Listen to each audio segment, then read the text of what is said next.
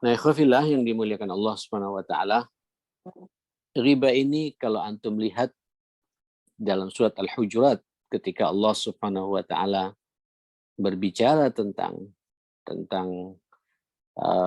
ganjalan, hambatan dalam kita berukhuwah, termasuk juga dalam konteks kita dalam amal-amal Islami, amal-amal dakwah, amal-amal sosial seperti ini, itu dijadikan salah satu pengganjal. Di mana sebelumnya Allah mengatakan di ayat 10-nya itu innamal mu'minuna ikhwah ya fa aslihu baina akhawaykum wattaqullah innallaha wattaqullaha la'allakum turhamun. Sesungguhnya orang beriman itu bersaudara, maka damaikanlah persaudaraan di antara kalian dan imbangi dengan ketakwaan, niscaya kalian akan dirahmati oleh Allah. Setelah itu ayat-ayat berikutnya berbicara masalah hambatan-hambatan dalam kita bersaudara. Salah satunya ya ayyuhalladzina amanu ijtanibu katsiran minadh-dhanni inna ba'dadh-dhanni itsmun wa la tajassasu wa la yaghtab ba'dukum ba'dha. Coba lihat wala yaghtab ba'dukum ba'dha disebut oleh Allah Subhanahu wa taala. Ayuhibbu ahadukum may ya'kula lahma akhihi maitan fakarihtumuh wattaqullah, dan begitu seterusnya. Nah, riba. Satu ungkapan yang sering kita dengar. Apa riba itu? Dari kata-kata ghaba yaghibu, sesuatu yang gaib ya. Ya, kemudian menjadi bahasa khusus yang harus kita hindari dalam kehidupan kita, oleh Rasulullah dinamakan riba, yaitu zikru akhaka ma yakrah. Kita menyebut-nyebut, membicarakan saudara kita, tapi ketika didengar oleh saudara kita, yakrah, dia pasti tidak suka. Artinya kalau bahasa kita sering membicarakan aib saudara kita, sementara saudara kita tidak di depan kita, tidak di hadapan kita. Ya Allah, na'udzubillah, summa na'udzubillah.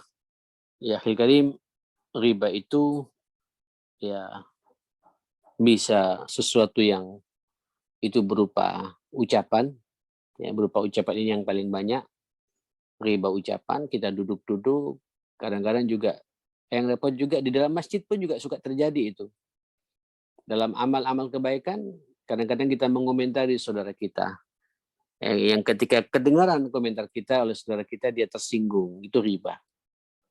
Ya, bisa wadzalika fil lafz, berupa ucapan, tapi juga bisa berupa alkitabah, riba dalam tulisan.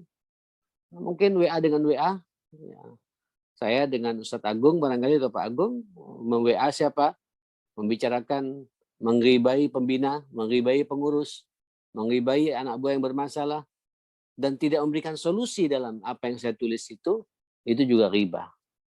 Ya, riba tulisan namanya itu ya. Apalagi terang-terangan sampai terucap gitu ya. Nauzubillah, itu lebih parah lagi. Dalam hadis dikatakan oleh Rasulullah Shallallahu Alaihi Wasallam, atadruna mal ghibah? Kalian tahu tidak apa itu riba? Para sahabat semua sepakat mengatakan Allahu wa rasuluhu a'lam. Allah dan Rasulnya yang maha mengetahui ya Rasulullah. Qala dzikraka akhaka bima yakrah. Engkau menyebut penyebutanmu terhadap saudaramu dengan sesuatu yang tidak dia sukai. Dzikraka akhaka ma yakrah. Penyebutanmu, kita menyebut-jebut ya, keluar dari mulut kita atau tulisan kita sampaikan pada saudara kita yang lain tentang orang tertentu, di mana orang tertentu itu kalau kemudian dia mendengarkan dan tahu akan tulisan kita itu, dia tidak suka. Itu riba, kata Nabi. Nah, sahabat bertanya kepada Rasulullah Sallallahu Alaihi Wasallam, Kila afara'aita ingkana fi akhi ma aqul. Bagaimana pendapatmu ya Rasulullah? Kalau apa yang saya bicarakan pada saudaraku itu memang betul begitu kenyataannya. Coba lihat apa kata Nabi. In kana fihi ma taqul faqad irtabta. Kalau sekiranya apa yang kubicarakan memang kenyataannya seperti itu dan dia tidak suka mendengarkan, walaupun nyatanya seperti itu, engkau telah menggunjing saudaramu, engkau telah mengribai saudaramu. Maksudnya di sini akhi, selama dia masih punya malu dan dia tidak suka mendengarkan omongan seperti itu. Contoh ya, contoh. Ini kan luar biasa ya dalam agama kita ya. Kenapa ya, Ki? Dosa-dosa besar yang menimpa kepada saudara kita itu tidak perlu kita sebarluaskan. Walaupun kenyataannya dia berbuat seperti itu. Saya ulangi lagi. Kenapa dosa-dosa besar yang dilaksanakan oleh saudara kita itu kita wajib untuk mengingatkan dia. Bukan kita sebarluaskan. Walaupun apa yang dia perbuat itu selama dia masih punya malu, nyata gitu. Contoh, zina. Na'udzubillah. Mudah-mudahan kita dijauhkan dari perbuatan zina ini. Ini dosa besar yang tidak akan diampuni oleh Allah kecuali dia taubat-taubatan nasuha. Pezina itu ya akhi merusak rumah tangga. Pezina itu ya akhi mencabut keberkahan hidup. Pezina itu ya akhi telah merusak keturunan. Pezina itu nanti akan turun pula dosanya kepada anak turunannya. Na'udzubillah. Mudah-mudahan kita dijauhkan semua oleh Allah. Ayo. Andai kata terjadi di antara sebagian saudara kita ini, ayo kita taubat. Seharusnya kita semua ini taubatan nasuha kepada Allah Subhanahu wa taala. Akui semua kesalahan. Tapi andai kita tentu terjadi dan kita melihat selama dia masih punya perasaan malu, seharusnya kita punya kewajiban mendatangi yang bersangkutan, silaturahim ke rumahnya, mengingatkan. Mudah-mudahan ya akhi, tadi malam saya tidak salah pandang ya, tidak salah lihat gitu. Kok saya sepertinya ngeliat antum di tempat ini. Itu kan tempat nggak benar ya akhi, tempat maksiat. Mudah-mudahan salah ya. Kalau dia mengatakan itu bukan saya, sudah selesai, jangan diperpanjang. Ya, yang diperpanjang. Berarti dia masih punya malu gitu. Tapi kalau antum dia mengakui, ya alhamdulillah. Mungkin dengan kita mengingatkan seperti itu dia jadi sadar dan dia tidak mengulangi lagi perbuatan. Dan kita punya kewajiban untuk menutup rapat-rapat aib orang itu. Man satara musliman satarahullahu yaumil qiyamah. Barang siapa menutup aib seorang muslim, semua aibnya akan ditutup oleh Allah Subhanahu wa taala. Makanya kenapa ya akhi pezina itu sampai saksinya berapa? 24 orang. Itu pun disumpah atas nama Allah. 4 orang ini melihat fulan zina. Kalau kemudian ada pezina yang menyaksikan cuma 1 orang, dan 1 orang ini melapor ke mahkamah, itu yang dicambuk justru yang dieksekusi, di had itu yang lapor ini. Kenapa? Karena orang ini tidak bisa menjaga rahasia saudaranya. Luar biasa agama kita ini. Kemudian dia ngajak temannya, saking bencinya sama orang itu. Ngajak temannya, ayo kita jadi saksi ke mahkamah. Dua-duanya ini sama temannya juga dicambuk. 3 orang dicambuk. Baru kalau 4 orang, itu pun tanpa rekayasa ya 4 orang ini. Tanpa rekayasa 4 orang ini. Melihat secara otomatis. Berarti orang ini sudah tidak punya malu. Silakan lapor ke mahkamah. Itu pun disumpah atas nama Allah Subhanahu wa taala. Kalau masih punya perasaan malu, kita tidak diperbolehkan untuk membuka aib hatta pelaku dosa besar. Luar biasa itu. Wa illam yakun fihi ma taqul faqad bahattah kata Nabi. Tapi kalau apa yang kau bicarakan sementara dia tidak berbuat seperti itu dan kau menyebarkan isu-isu seperti itu bukan riba lagi, tapi itu tuduhan-tuduhan keji kata Nabi. Itu pertanggungjawabannya lebih dahsyat lagi. Dosa di atas dosa orang-orang seperti itu.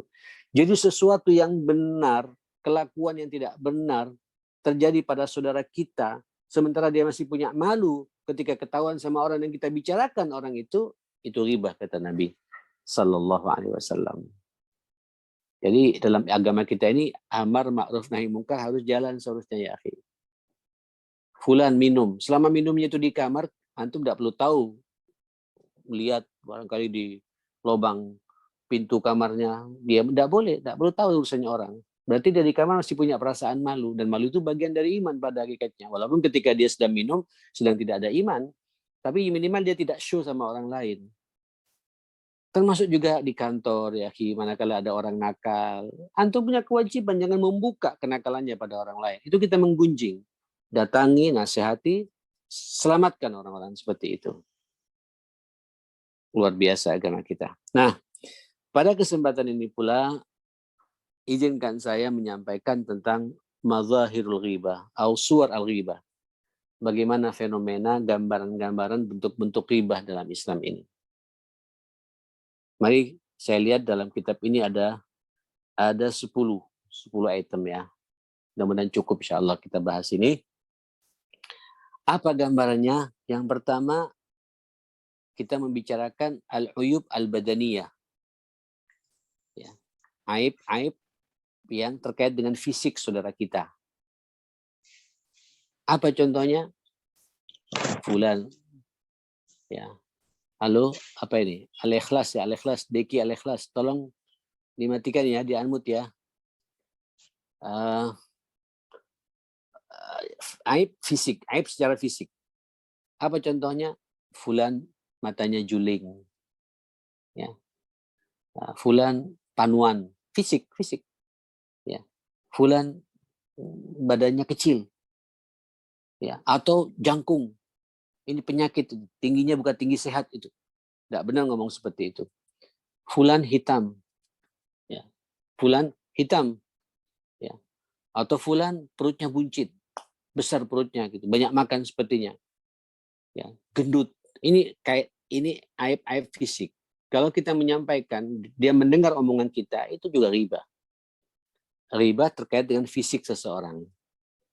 Ingat ya, yang menciptakan fisik ini Allah Subhanahu wa taala. Apapun kita ngelihat saudara kita kalau ada cacat di fisiknya, matanya juling, ya, bibirnya sumbing, ya, kepalanya botak, ya, tidak perlu kita komentari. Ya, tidak perlu kita membicarakan ya tentang aib fisik, ya, masalah fisik yang tidak sama dengan kebanyakan orang seperti itu, buta, juling, budek dan lain sebagainya. Oke. Nah, yang kedua, ya akhir kali ada aib-aib ad-diniyah, al-uyub ad-diniyah. Ya, aib yang terkait dengan masalah nilai-nilai keagamaan. Ya. Ya, ini tentunya orang-orang yang fasik, fulan fasik, ya. Fulan, mohon maaf, suka mencuri. Ya. Fulan artinya suka mencuri.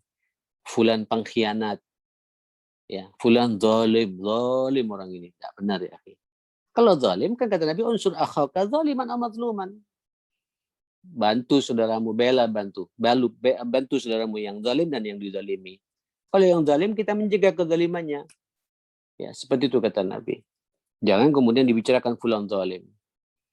Atau fulan mutahawim bisalah. Aduh, malas salat orang ini. Tidak pernah ke masjid. Kalau kedengaran omongan begini tersinggung dia. Ya. Fulan mutasahilun bin najasat. Fulan ini ngentengin najis. Tidak hati-hati terhadap najis gitu. Ini tidak benar gitu. Fulan kurang berbakti sama orang tuanya. Saya melihat langsung dia bentak-bentak sama ibunya. Itu nggak benar omongan seperti ini. Fulan, nah ini terkait dengan dengan amil zakat seperti ini. Fulan membagikan zakat tidak tepat sasaran. Ya, dalam kitab ini la yada'u zakat maudi'aha. Tidak meletakkan zakat pada tempatnya gitu. Hanya diberi kepada relasinya saja, diberi kepada keluarganya saja, tapi orang-orang lain tidak. Ini omongan-omongan kalau kedengaran dia tersinggung. Ya. Atau termasuk juga orang kadang-kadang tanpa kita sadari fulan tidak hati-hati terhadap riba gitu. Padahal dia membicarakan untuk tidak riba, tapi dia menggibai orang itu gitu. Orang ini suka gunjing orang gitu. Orang ini suka gunjing orang. Lupa kalau dia ngomong seperti itu dia sedang menggunjing orang itu gitu. Ini namanya al-uyub ad-diniyah ya. Ya, aib terkait dengan masalah nilai-nilai keagamaan. Ya, hati-hati. Mengecap orang fasik, mengecap orang fajir, mengecap orang suka jaluan, pengkhianat, zalim, lalai dalam salatnya, tidak pernah subuhan di masjid, tidak hati-hati terhadap najis dan lain sebagainya, tidak berbakti pada orang tuanya. Ini adalah bahasa-bahasa yang terkait dengan ghibah. Ya, yang terkait dengan urusan nilai-nilai keagamaan. Mudah-mudahan kita tidak termasuk orang-orang yang seperti itu. Ini sering terjadi di lapangan ya, akhir.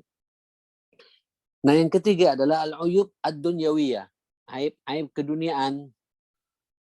Aib itu terkait dengan masalah keduniaan kita di lapangan. Apa itu? Galil adab, kurang beradab orang ini, kurang sopan orang ini. Ya. Orang ini ngentengin orang, nyepelekan orang. Ya. Orang ini banyak bicara. Orang ini banyak makan dan banyak tidur. Ya, ini adab-adab semua di dunia ya. Ya. Ini orang kalau tidur bukan pada tempatnya. Tidur terus, bukan waktunya tidur. ya. Orang ini suka duduk sembarangan duduk, nggak menjaga harga dirinya gitu. Ini kan terkait dengan kebiasaan yang terjadi di lapangan seperti itu. Nah, kalau ngelihat adab-adab yang sudah menyimpang, antum datangi, nggak usah dibicarakan. Tahu ya tahu gitu, tapi tetap antum punya kewajiban untuk mengingatkan yang bersangkutan. Jangan dibicarakan pada orang lain. Ya. Oke, saya pikir cukup jelas ya. Ini yang ketiga. Yang keempat adalah al-uyub al-muta'alliqah bi usratihi. Ada juga aib-aib terkait dengan keluarga besarnya. Kita tidak menggunjing dia secara pribadi, tapi yang kita gunjing adalah keluarga besarnya, keluarganya gitu. Apa contohnya? Abuhu fasik. Ini abahnya, ayahnya, waduh preman dulu. Gunjing ayahnya, menggunjing anaknya juga yang kasihan anak ini ayahnya dulu preman. Ini ayahnya dulu PKI gitu. Apa ada omongan yang lebih baik daripada kita berbicara seperti itu? Kalau dia kedengaran tersinggung, itu ghibah. Ghibah terkait dengan keluarga besarnya.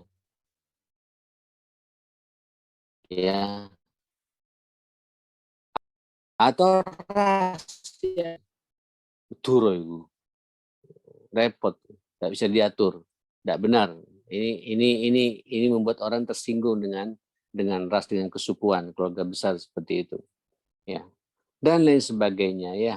Ya, ini kaitannya dengan masalah apa? Keluarga besar. Ibunya dulu, mohon maaf ya, tidak karuan gitu. Tidak perlu kita komentari. Kasihan orang ini lahir dari ibu yang pezinanya gitu. Ibu yang dulu dikenal di masanya itu nakalnya tidak usah kita bicara seperti itu. Nanti dia tersinggung karena membicarakan aib keluarganya, apalagi aib orang tuanya sendiri. Apa? Sombong, mutakabir.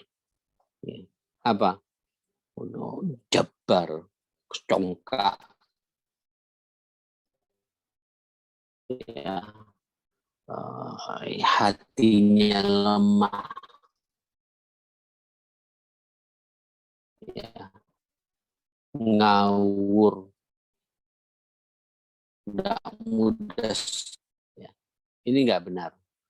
Ini adalah bentuk-bentuk membicarakan aib yang terkait dengan akhlak seseorang. Ada beberapa orang yang kayak gitu ya, ya kalau ngomong itu, kemana-mana gitu.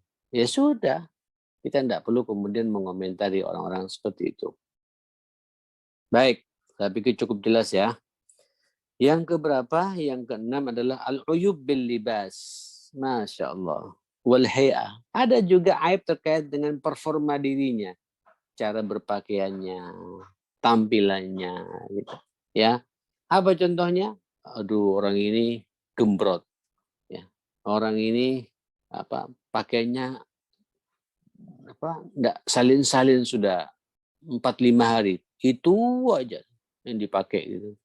Ke masjid sarungan sudah 2 minggu enggak pernah ganti sarungnya itu. Itu kan terkait dengan pakaiannya. Ini bajunya orang ini kelebaran ini.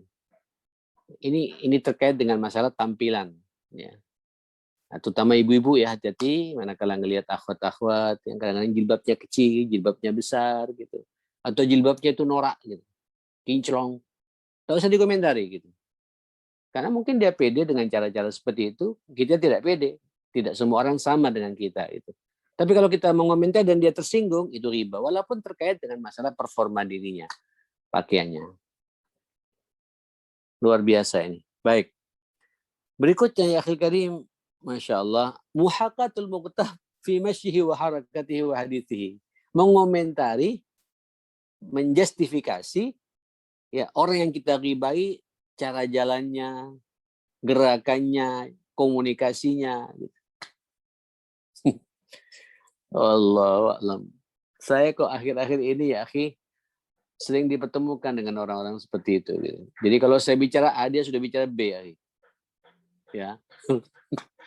Jadi kalau saya bicara sekarang gitu, saya kemarin ketemu makan ya di restoran. Ada yang lebih enak lagi gitu. Selalu dia ngomong, pokoknya dia harus the best gitu. Ya. Sehingga ketika berjalan manggut-manggut gitu. Kalau dengar pengajian manggut-manggut, tapi ditanya nggak paham gitu. Kan ada kan beberapa tipikal orang gitu. Padahal nggak paham apa yang dia dengar itu. Manggut-manggut saja gitu. Akhirnya kita berkomentar. Ini kalau ke pengajian manggut-manggutnya tapi tidak pernah diamalkan. Ditanya nggak nyambung. Gitu. Ya. Al-masyu muta'arij, kalau berjalan diatur gitu. Ada kan tipikal-tipikal orang yang seperti itu. Ya, muta'ti'ur ra's, ya, muta'ti'ur ra's, manggut-manggut kepalanya gitu. Ya, kadang begini, sok mikir, sok berpikir gitu dan lain sebagainya. Yang kemudian kalau kemudian kita komentari dia tersinggung gitu. Sangat tersinggung. Ya, sampai begitu ya para ulama saking hati-hati terhadap riba didetailkan sedemikian rupa gitu. Baik. Yang ke-8 sekarang, yang ke-8. Apa yang ke-8 ini juga tanpa kita sadari, khususnya menimpa kepada para aktivis juga ini ya. Namanya ghibatul mutafaqqihin wal muta'abbidin. Ribahnya sok kita, seakan-akan kita orang yang sok beragama, faham agama, sehingga mengomentari orang-orang yang di bawah kita tentang kualitas agamanya gitu. Contoh, ada orang nanya sama saya, mudah-mudahan tidak terjadi ini ya. Orang nanya sama saya, Ustadz, tahu fulan gitu. Na'udzubillah. Na'udzubillahnya bagus ya. Jawaban saya na'udzubillah bagus.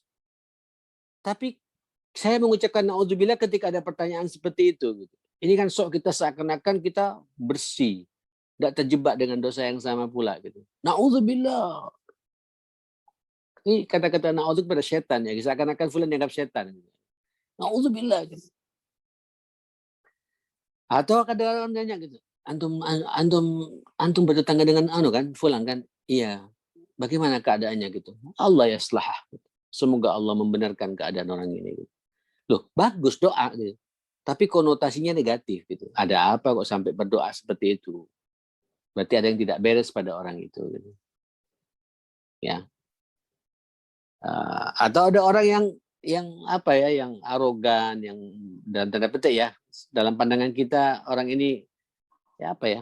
Terus kita tanya, tahu nggak dengan orang ini antum gitu? Aduh ya Allah, Allah yu'afina min qillatil haya. Mudah-mudahan Allah jauhkan kita dari tidak punya malu gitu. Berarti fulan tidak punya malu gitu. Ya.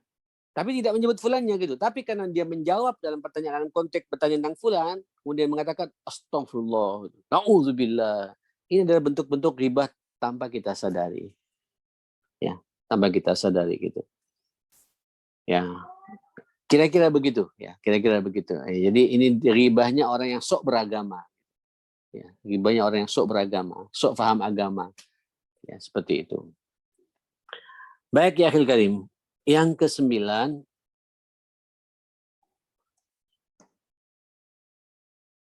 ini adalah riba hati namanya. Yaitu su'udzon tanpa dalil. Ya, su'udzon sama orang.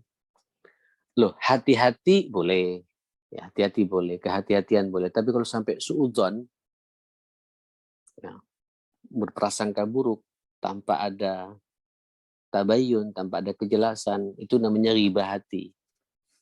Menggunjing walaupun para ulama ini tidak sampai kepada riba yang sebenarnya, tapi itu muqaddimah untuk masuk kepada riba yang selanjutnya itu. Ya. Ada nanti beberapa hadis kita akan jelaskan, hati-hati kita suudzon kepada saudara kita. Ya, seperti itu.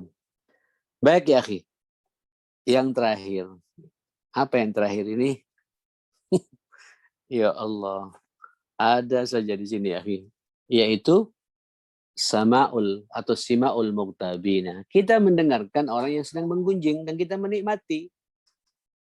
Kita tidak menggunjing tapi mendengarkan orang yang sedang bergunjing. Ya. Kita tidak bergunjing, tapi kita duduk di komunitas orang yang sedang bergunjing, kita menikmati, mendengarkan gitu. Mendengarkan orang yang sedang menggunjing tanpa kita mengingkari atau tanpa kita memutus. Seharusnya ya kalau ada orang begitu, antum putus saja. sepertinya kita bicara yang lain saja ya akhi ya, biar lebih aman. Kita tidak tahu juga betul atau tidak tuh. Ingatkan dengan senyum, kita dengan bahasa-bahasa yang santun. Atau kalau tidak bisa, mungkin itu orang yang agak berwibawa, kita pergi aja. Daripada telinga kita diisi dengan omongan-omongan yang tidak benar seperti itu. Tadinya kita Pak percaya sama seseorang, ketika mendengar omongan begitu jadi tidak percaya ya. Ini dampaknya riba ya, seperti itu. Seharusnya kita mengingkari, jangan yaki, jangan dibicarakan. Kalau antum merasa ini tidak benar, datang yang bersangkutan nasihati, jangan dibicarakan di sini. Sebegini ya akhil karim, teman-teman sekalian, riba itu kadang-kadang nanti Pak saya akan bicarakan pula ada beberapa riba yang memang diperbolehkan dalam Islam. Nanti kita akan bahas masalah ini, kapan kita diperbolehkan.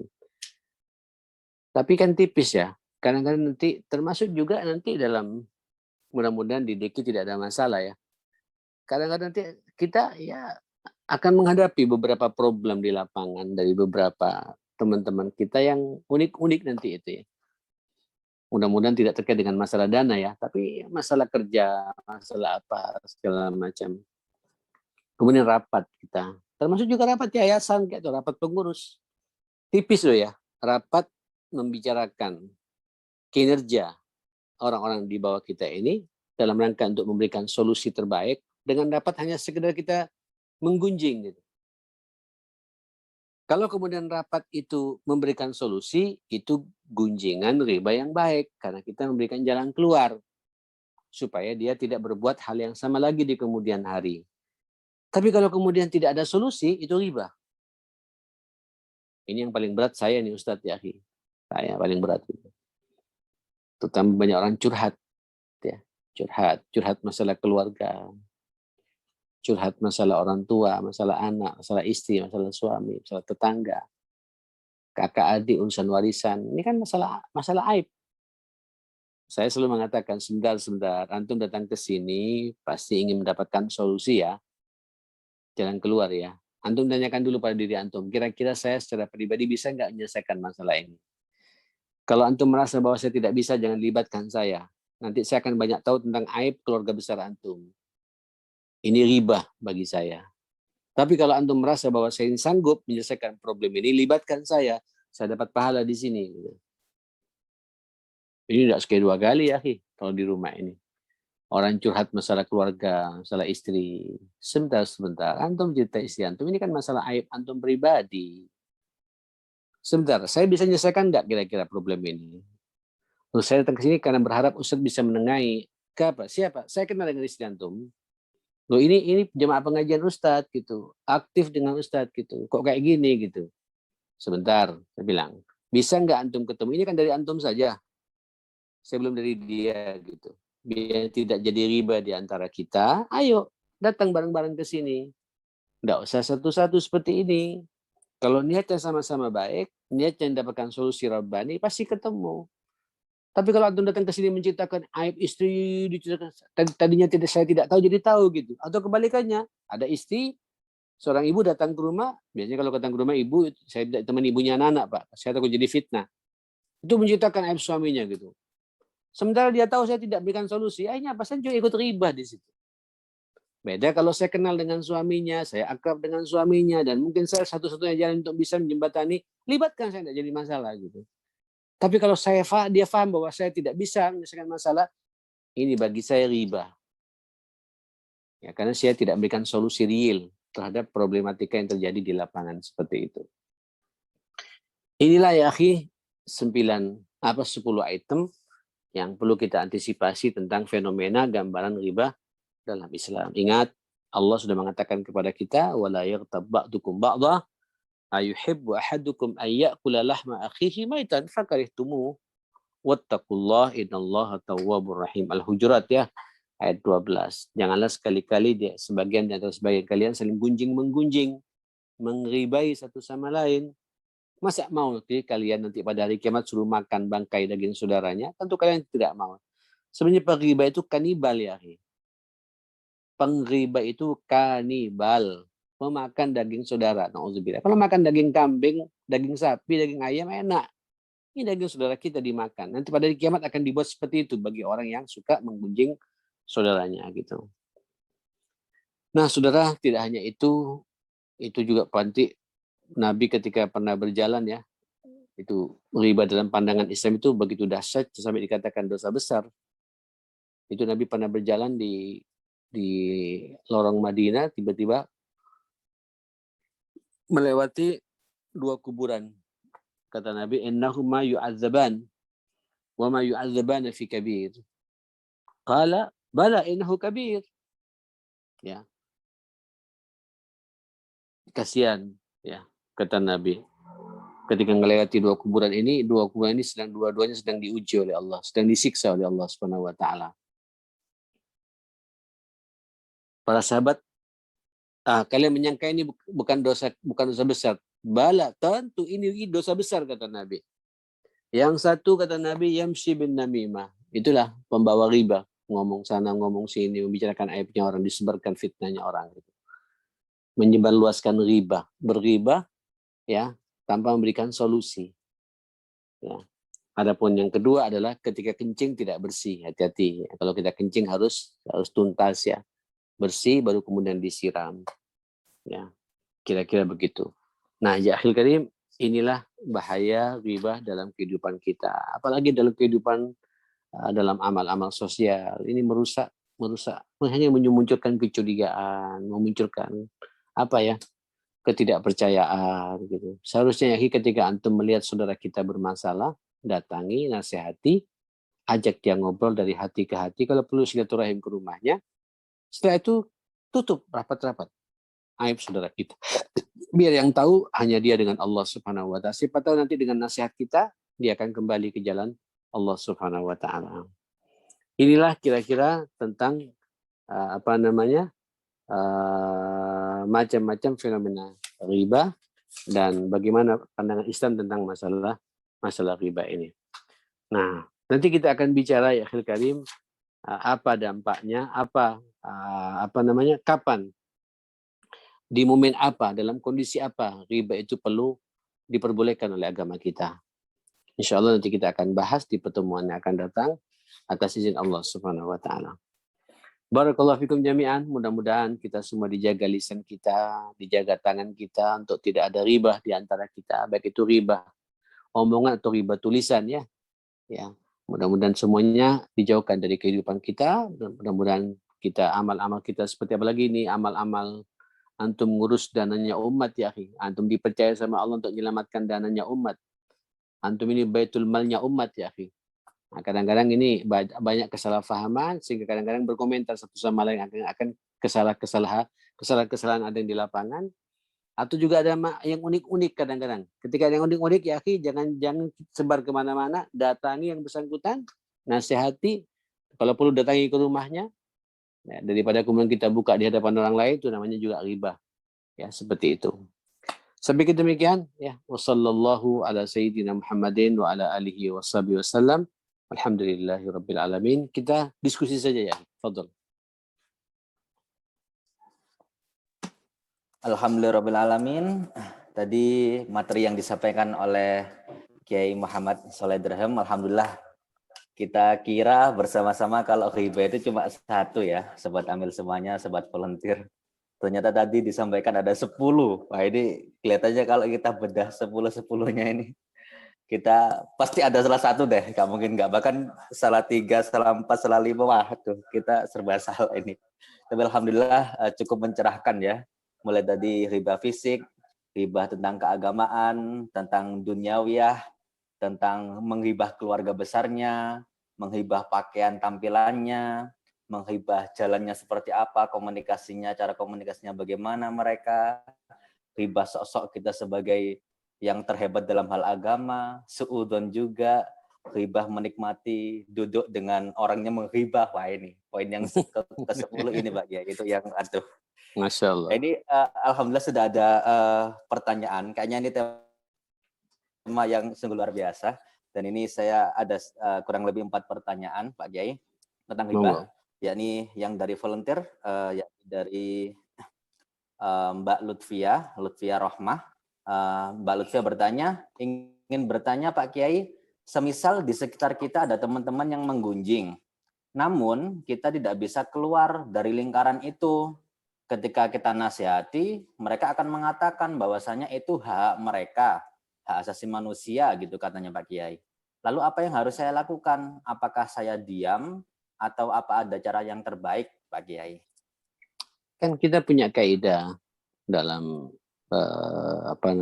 menyelesaikan satu masalah kemungkaran seperti itu. Man ra'a minkum mungkaran falyughayyirhu biyadihi. Kalau kalian melihat kemungkaran, lihat cegahlah dengan tangan. Ini tangan tentu para para penentu kebijakan. Kalau udah kayak gitu, udah, jangan dilanjutkan. Ini ghibah. Itu bisa kita kan dengan power kita.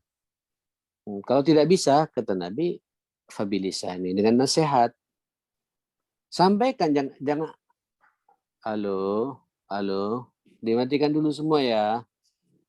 Dengan nasihat kata Nabi. Nasihat. Siapa yang tidak bisa nasihat? Pasti bisa nasihat kalau nasihat ini. Jangan kita dihantui oleh perasaan tidak enak duluan. Sampaikan. Kalau kita niat ikhlas, insya Allah orang menerimanya pun juga dengan ikhlas pula. Tapi kalau kita menasihati orang untuk menelanjangi dia, ini enggak benar. Nasihat kita betul-betul karena Allah Subhanahu wa taala. Ya. Falyughayyirhu bilisani. Cegahlah dengan lisannya kata Nabi. Kalau tidak mampu baru dengan hati. Dengan hati di sini ya kita tidak suka dengan omongan itu, dengan perbuatan itu. Atau dengan hati kita berdoa, mudah-mudahan ya Allah orang ini tidak riba lagi. Ya, dijauhkan dari perbuatan yang tidak benar. Ya. Nggak bisa juga, ya sudah, tinggalkan pelan-pelan ya Ki. Mungkin minta izin, bisa saya ke belakang sebentar gitu. Ke belakang. Walaupun tidak kita mau buang air besar atau air kecil ya, ke belakang aja. Ya, daripada kemudian kita duduk dengan orang-orang yang seperti itu. Memang ini tipis ya. Ini butuh keberanian, ya, butuh butuh keikhlasan, ketulusan. Ya, karena ini dosa kalau dibiarkan, ya sudah, akhirnya kita terjebak dengan dosa-dosa seperti itu. Na'udzubillah. Naam. Oke, alhamdulillah pertanyaan pertama dijawab dengan jelas ya, hadis Rasulullah. Kalau kita punya kekuasaan, kita gunakan kekuasaannya biadih. Kalau kita punya lisan, kita nasihati, jangan kedaulan perasaannya gitu ya, untuk tidak menyampaikan. Dan yang terakhir kita doakan dengan hati ya. Kemudian pertanyaan selanjutnya Pak Kiai, ini dari Mbak Citra juga volunteer. Izin bertanya Ustadz, bagaimana hukumnya apabila kita berkomentar dalam hati? Karena kadang secara otomatis apabila menemukan sesuatu kita seperti membatin. Lalu bagaimana juga cara menghindarinya? Jadi ini mungkin riba tapi dengan batin. Istighfar yang banyak. Astaghfirullahaladzim. Min kulli dzambin wa atubu ilaih. Aku beristighfar minta ampun kepada Allah dari semua dosa hati, suudzon seperti ini. Dan aku bertobat pada Allah. Ya, tapi jangan diulangi lagi. Istighfar. Udahlah. Kalau bisa, kalau saya secara pribadi kadang-kadang ketika ngelihat aib orang, saya mengaca pada diri sendiri gitu.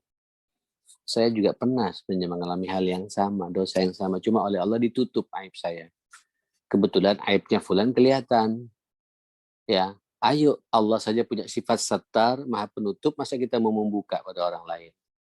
Tutup aibnya orang, tutup. Ya, ya kebetulan biasanya orang kalau sudah kebuka aibnya, memang orang itu sudah keterlaluan. Ya, mungkin karena amar ma'ruf nahi mungkar tidak jalan, mungkin selama ini dianggap sesuatu yang wajar, ayo kita nasihati dia gitu. Siapa tahu dia dengan nasihat kita dia sadar. Ya, seperti itu. Dan jangan kemudian kita hanya astagfirullah. Ya, enggak perlu. Istighfar jalan terus ya. Tapi tidak boleh suudzon. Kalau udah suudzon, hati-hati boleh ya. Tapi suudzon sampai terlalu dalam tidak boleh. Karena kita tidak tahu bagaimana mungkin saja nanti orang itu diberi hidayah oleh Allah Subhanahu wa taala. Sehingga kembali ke jalan yang benar. Ayo setiap melihat orang seperti itu, kewajiban kita menasihatinya. Ya, tidak bisa menasihatinya, jangan muncul suudzon, doakan terus, mudah-mudahan orang ini dibuka hidayahnya oleh Allah Subhanahu wa taala dan begitu seterusnya. Naam ya. Oke, alhamdulillah. Pertanyaan kedua dijawab juga tadi. Jadi istighfar, kita ngaca diri, luasnya Allah juga Maha Sattar gitu ya, Maha menutup aib-aib hambanya. Kemudian yang ketiga, ini tentang dari Budania. Jika kita sudah terlanjur ghibah Pak Kiai, itu supaya dosa kita diampuni, apa yang harus kami lakukan? Jadi terlanjur. Kalau yang kita riba itu masih hidup, datangi yang bersangkutan. Tapi dengan catatan, Kalau yang bersangkutan itu kita bisa minta maaf dan mau menerima maaf kita, minta maaflah. Tapi kalau sekiranya kita menyampaikan dia semakin jauh dengan kita, mending kita diam, doakan yang bersangkutan dengan doa kebaikan. Contoh, saya menggunjing Pak Agung maunya gitu. Atau Pak Agung menggunjing saya, terus sadar. Tapi saya kalau mau ngomong sama Pak Agung, nanti dia semakin tersinggung. Daripada kayak gitu, saya doakan saja terus menerus Pak Agung ini. Ya Allah, rahmatilah Pak Agung ini. Ya Allah, beri hidayah buat Pak Agung ini. Ya Allah, beri keberkahan hidupnya. Ampuni semua dosanya. Insya Allah nanti dia pada hari kiamat tidak menuntut kita. Kenapa? Karena kita telah banyak memberikan kebaikan buat dia dengan doa-doa kita. Itu bahasa Nabi, wa'adbi as-sayyi'atal hasanah. Ikuti perbuatan burukmu dengan perbuatan baik. Niscaya dosa-dosamu akan diampuni oleh Allah Subhanahu wa taala. Termasuk juga ini kalau yang kita gibai ini, kita gunjingi ini, orangnya sudah meninggal dunia. Gimana cara minta maafnya? Cara minta maafnya ya sudah kita doakan yang bersangkutan. Ya Allah, lapangkan alam kuburnya. Rahmati dia, ampuni semua dosanya. Terimalah amal salehnya dan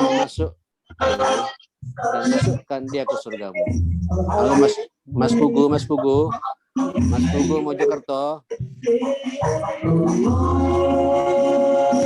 Mas Pugu Mojokerto. Matikan host, tolong matikan host. Pugu Mojokerto matikan. Nah, oke. Ya. Jadi doakan saja yang bersangkutan ya. Doakan yang bersangkutan dengan doa-doa yang baik. Nah. Satu lagi. Pertanyaan yang terakhir ya. Oke, yang terakhir Pak Kiai ini. Ini sekarang posisinya sebagai orang yang diribai Pak Kiai. Pertanyaannya adalah bagaimana cara memaafkan saudara kita atau teman sahabat kita yang suka menjelek-jelekan kita? Wah, itu ya sudah maafkan saja. Tidak pakai cara. Itu luar biasa kalau antum bisa memaafkan. Ya, kalau antum bisa memaafkan itu luar biasa. Dahsyat sekali. Kalau jenengan bisa memaafkan yang bersangkutan, itu dahsyat. Ya, digunjing, kita tahu menggunjing kita fulan, kan ya Allah, rahmatilah orang ini, ampunilah orang ini gitu. Itu istimewa ya. Tidak pakai cara, ya sudah maafkan saja sudah. Maafkan langsung. Insyaallah. Sekali sambil lalu juga evaluasi ya, jangan-jangan apa yang dia gunjingi benar kenyataannya buat kita gitu. Jangan-jangan benar memang saya itu berbuat begitu gitu. Cuma kebetulan ketahuan dibongkar sama dia. Ya sudah, sekaligus evaluasi buat kita istighfar buat kita sendiri dan memaafkan bagi orang yang menggunjing kita seperti itu. Naam. Alhamdulillahirrahmanirrahim. Terima kasih semuanya, khususnya kepada Kiai Muhammad Shaleh Drahem. Jazakumullah khairan katsiran. Sama-sama ya, Kiai. Sudah bersamai kita di materi kajian rutin mingguan di event kali ini. Untuk akhir kalinya, silakan kepada Pak Kiai untuk menutup dengan doa. Semoga forum ini bisa berkah. Bismillahirrahmanirrahim. Alhamdulillahirabbil alamin. Allahumma shalli ala sayyidina Muhammadin wa ala ali sayyidina Muhammad. Allahumma rabbana ighfir lana wa tub alaina innaka antat tawwabur rahim. Allahumma arhamna bil Qur'an wahfazna bil Qur'an wa akrimna bil Qur'an wahdina bil Qur'an wasaddid lana bil Qur'an innaka ala kulli syai'in qadir. Allahumma habbib ilaina al imana wa zayyinhu fi qulubina wa karrih ilaina al kufra wal fusuqa wal isyana waj'alna minal rasyidin. برحمتك يا أكرم الأكرمين ربنا آتنا في الدنيا حسنة وفي الآخرة حسنة وقنا عذاب النار صلى الله على محمد وآله وصحبه وسلم الحمد لله رب العالمين.